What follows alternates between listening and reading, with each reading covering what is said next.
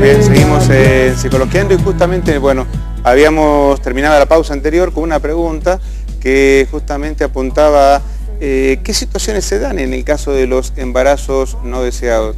Sabemos de que adolescentes, tal vez por falta de precaución, por momentos, digamos, de no pensar demasiado, no se han cuidado, terminan embarazadas y luego viene la situación de querer tenerlo, no querer tenerlo, seguir adelante o hasta intentar abortarlo de una manera casera, fallida, generando obviamente conflictos después también, ¿no? ¿Qué situaciones se pueden presentar? Bueno, era este tipo de situaciones a las cuales yo me refería, que después muchas veces se revierte esto porque el embarazo progresa, la mamá se empieza... O sea, pese el intento de aborto fallido. Sí, continúan con el embarazo, muchas veces las mamás pueden revertir esta posición emocional y afectiva sobre su bebé y eso es muy bueno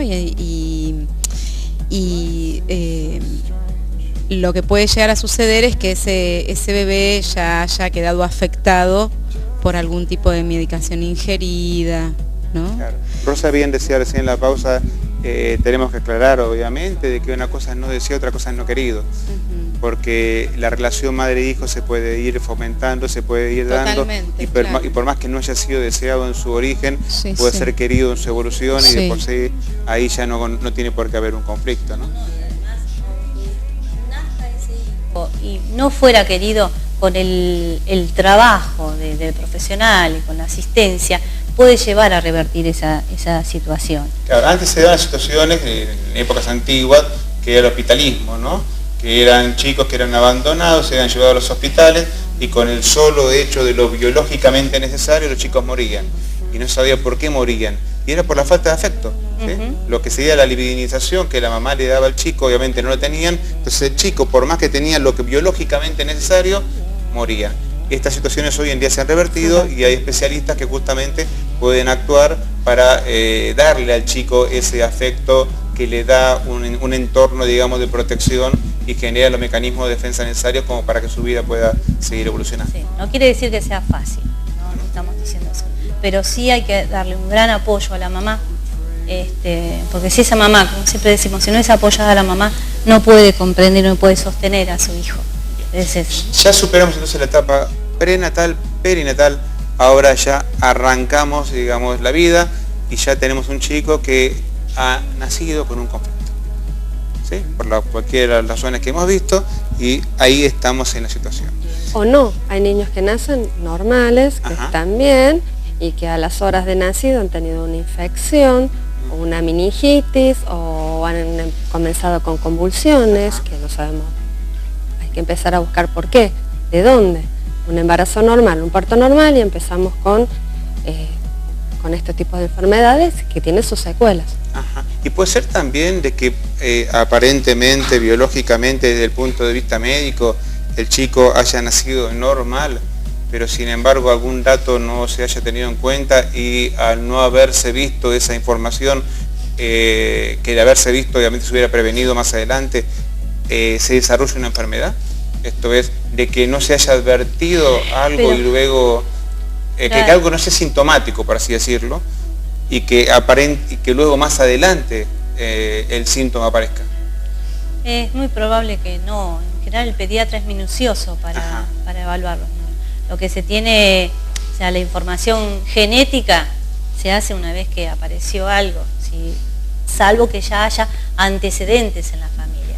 Cuando hay antecedentes se estudia todo el grupo y todos los hermanos y ya tenemos otro tipo de información y se le informa al matrimonio en qué condiciones puede llegar a traer otro niño. Miriam. Sí, quería preguntarte algo, pero puede suceder también que haya algún caso con alguna cuestión, como decía Gabriel, con algún síntoma que no se haya tomado en cuenta y llegue a la escuela y que esto se convierta realmente en un problema para ese chico que comienza una vida dificultosa, ¿no? Donde se lo excluye. Eso sí sucede, donde no...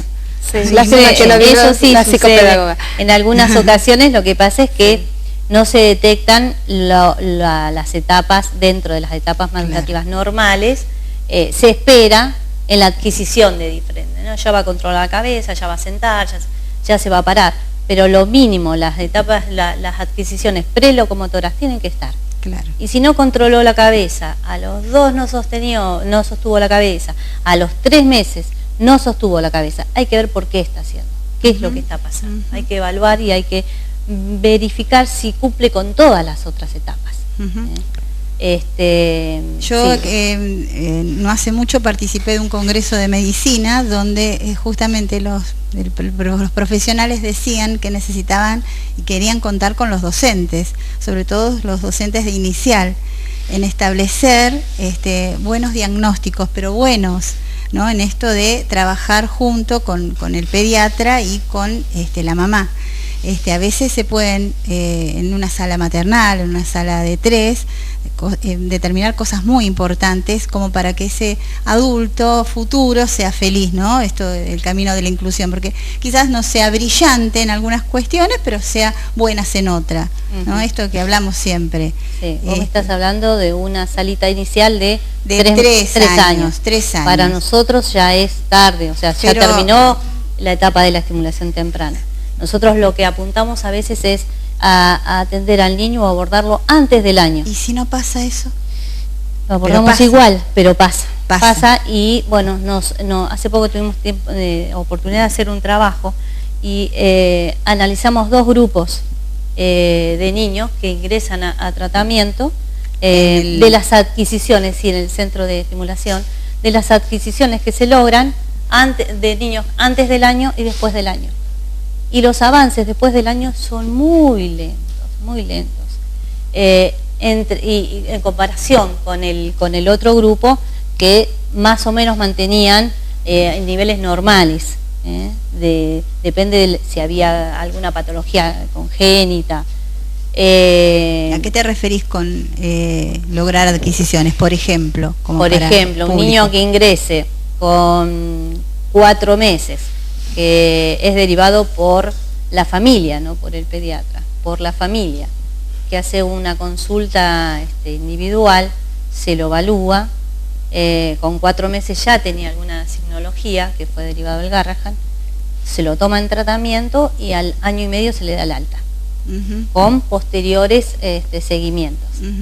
Si en este chico cada 6 meses, o esta nena cada 6 meses, se le hace una evaluación en cada área.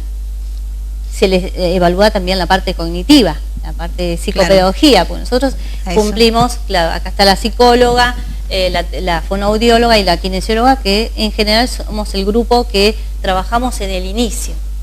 Después está la terapista ocupacional, la asistente social o trabajadora social que tenemos para algunos grupos de riesgo, algunos papás, algunas familias, donde necesitamos mayor acercamiento y ver qué es lo que está pasando en el cumplimiento de los tratamientos, por las ausencias, si necesitan algún asesoramiento en cuanto a lo que le tienen que cubrir las obras sociales.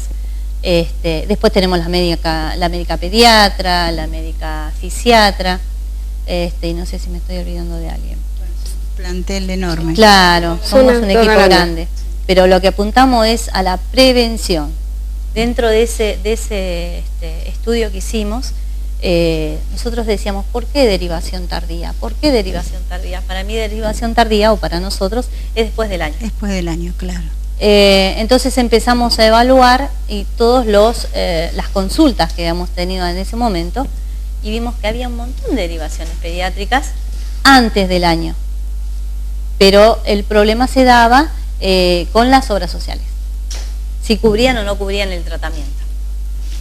Entonces, hay una elección, entonces. No, lo que vimos es que no se hacía el tratamiento, o se dejaba de hacer, porque gente de Moreno, que necesita estimulación temprana, que tienen obra social, los mandan a Capital, a 11, a Caballito y a Núñez, que eran los 3 centros grandes que tienen en Capital. Entonces el papá tiene que ir en tren, o la mamá en este caso, en tren o en colectivo, con lluvia, a veces faltan, y cuando faltan, porque en general son grupos de riesgo que tienen alguna bronquiolitis, diarreas, problemas gastrointestinales, claro. Y cuando faltan 2 o 3 sesiones le sacan el turno. Vamos a hacer una pausa. Sí. Luego de la misma me gustaría si pudieran ustedes contarnos cuáles situaciones son las más habituales sobre las cuales ustedes están trabajando? O sea, ¿qué es lo que más se presenta? Y si ustedes pudieran intervenir en aquellas familias que tal vez pudiendo haber intervenido no lo hacen, ¿qué es lo que tienen que tener en cuenta como para decir todavía estoy a tiempo de hacerlo? ¿Sí? Esto es, ¿qué factores, qué signos, qué indicios son los que le indicarían a una mamá o un papá o al familiar decir todavía estamos a tiempo, ¿sí?, de intervenir para evitar los conflictos? Y si no, también la pregunta es ¿cuáles son los conflictos de no intervenir a tiempo? Todo esto y mucho más luego de la pausa en Psicologiando. No se vayan, tenemos mucho más para seguir trabajando.